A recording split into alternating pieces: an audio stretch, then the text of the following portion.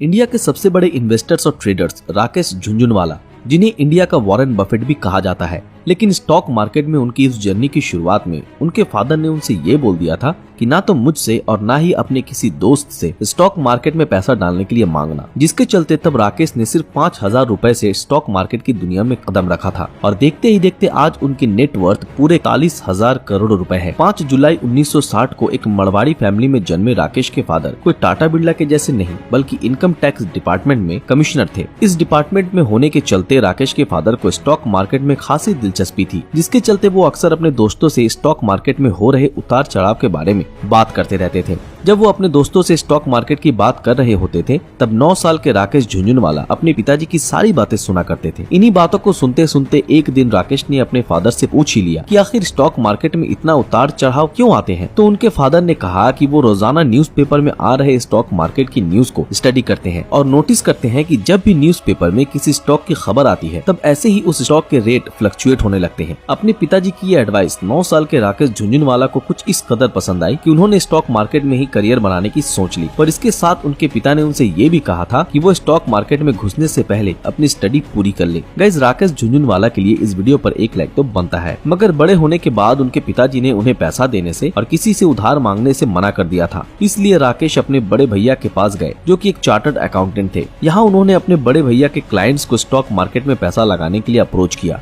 और उन्हें कहा कि वो उन्हें दुगना रिटर्न देंगे। जिसके बाद 2 क्लाइंट्स उनसे अप्रोच भी हो गए, जिनमें से एक ने उन्हें 2.5 लाख और दूसरे ने उन्हें 5 लाख रुपए दिए। इतना सारा पैसा आ जाने के बाद राकेश ने 43 रुपए के रेट से टाटा टी के 5,000 शेयर्स खरीद लिए और महज 3 मंथ्स के बाद ही उनके द्वारा खरीदे गए शेयर्स की वैल्यू 143 पर शेयर हो गई, जिससे न सिर्फ राकेश का पैसा 3 गुना हुआ बल्कि उनका ट्रेडर बनने का सफर भी शुरू हो गया। टाटा टी के शेयर्स बेचने के बाद राकेश झुनझुनवाला को अच्छा खासा प्रॉफिट तो हुआ, पर इसके बावजूद भी स्टॉक मार्केट में उनके शुरुआती कुछ साल काफी मुश्किल भरे रहे, क्योंकि इसके लिए उन्होंने बड़ी रिस्क भी ली थी। इनमें से सबसे बड़ी रिस्क थी 1986 में सीसा गोवा स्टॉक्स को खरीदना, जो आज के समय में वेदांता प्राइवेट लिमिटेड के नाम से जाना जाता है। 1986 में ये कंपनी काफी घाटे में चल रही थी, क्योंकि आयरन ओर इंडस्ट्रीज के प्राइसेस काफी लो थे और इसी के चलते हर कोई इस कंपनी के स्टॉक से अपने पैसे बाहर निकाल रहा था। लेकिन राकेश ने ऐसा नहीं किया, बल्कि उन्होंने इस कंपनी के 25 से 26 रुपीस के 4 लाख स्टॉक्स खरीद लिए, इनकी कुल कीमत करीब 1 करोड़ रुपए थी। ये 1 करोड़ रुपए राकेश की पूरी जमा पूंजी थी, जिसका मतलब ये था कि अगर सीसा गोवा डूबता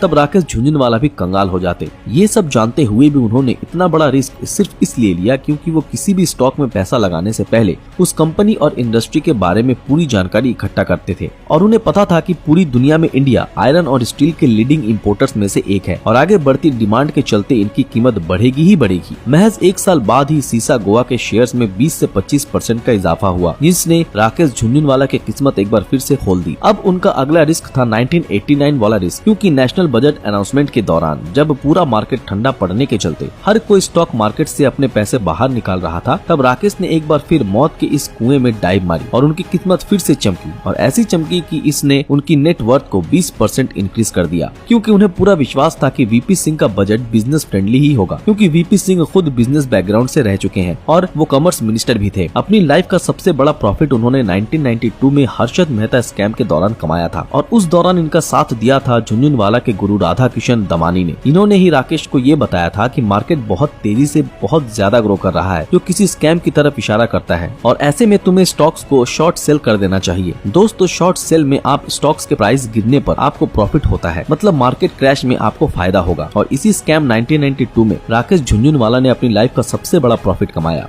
उन्होंने 2002 और 2003 में 5 रुपए के रेट से टाइटन के शेयर्स खरीदे थे और फिर कुछ ही साल में उन स्टॉक्स की कीमत 80 रुपए हो गई थी और फिर दोबारा से 30 रुपए पर गिर गई। मगर राकेश अच्छे से जानते थे कि टाइटन और ग्रो करेगी और हुआ भी कुछ ऐसा ही। जिस टाइटन के स्टॉक्स को राकेश ने 5 रुपए में खरीदे थे, आज उस स्टॉक की कीमत पूरे 2,472 रुपए है, जिसके चलते ही झुनझुनवाला ने इसे कुछ ही मिनटों में 900 करोड़ रुपए कमाए थे। उनके मुताबिक बड़े बड़े ट्रेडर्स की स्टॉक इन्वेस्टमेंट को लेकर आने वाली 99% न्यूज फेक होती है, जो कि बेफालतू की हाइप क्रिएट करने के लिए फैलाई जाती है। राकेश ने 2003 में अपनी खुद की एसेट मैनेजमेंट फर्म खोली, जिसका नाम रेयर एंटरप्राइज था, जिसका नाम उनकी वाइफ रेखा और उनके खुद के नाम राकेश के शुरुआती लेटर से बने थे। दोस्तों, इसी एसेट मैनेजमेंट फर्म के थ्रू ही राकेश न सिर्फ अपने खुद के स्टॉक्स मैनेज करते बल्कि education, biotechnology, health care, digital entertainment और हॉस्पिटैलिटी जैसे सेक्टर्स में ऑपरेट करने वाली कंपनीज में भी इन्वेस्ट करते हैं। और इसी के जरिए राकेश जी ने बॉलीवुड में भी अपना हाथ आजमाया और इंग्लिश विंग्लिश, शमिताब और की एंड का जैसी मूवीज बनाई। इतना ही नहीं, अब वो अपनी खुद की एयरलाइंस आकाशा एयरलाइंस भी शुरू किया। राकेश जी के बारे में इतना सब कुछ जान लेने के बाद एक बात तो आपको समझ आ ही गई होगी कि अगर उन्होंने अपनी लाइफ में इतने बड़े रिस्क न लिए होते तब वो शायद इंडिया के टॉप अमीरों की लिस्ट में न आ पाते। अब भले ही उन्होंने अपनी जिंदगी हेल्थ सेक्टर में बहुत पैसा क्यों न इन्वेस्ट कर रखा हो, पर वो इन्वेस्टिंग में इतने बिजी हो गए थे कि ये तक भूल गए थे कि उन्हें पैसा कमाने के साथ साथ अपनी हेल्थ को भी ध्यान रखना चाहिए, जिसका नतीजा ये निकला कि वो पिछले लंबे समय से बीमार चल रहे थे और हाल ही में कार्डियक अरेस्ट के चलते मुंबई के एक हॉस्पिटल में उनकी डेथ हो गई। इसके चलते हमें एक सीख तो जरूर मिलती है कि हमारी लाइफ में सबसे बड़ा वेल्थ हमारा पैसा नहीं, हमारा सेहत है। तो गाइस, आपके मुताबिक इंसान की जिंदगी में सबसे इम्पोर्टेंट पैसा है या उसका सेहत? कमेंट में जरूर बताएं। अगर ये वीडियो आप लोगों को पसंद आया तो इस वीडियो को लाइक और ज्यादा से ज्यादा शेयर जरूर करें। फिर मिलते हैं आपके साथ अगले वीडियो में, तब तक के लिए अलविदा।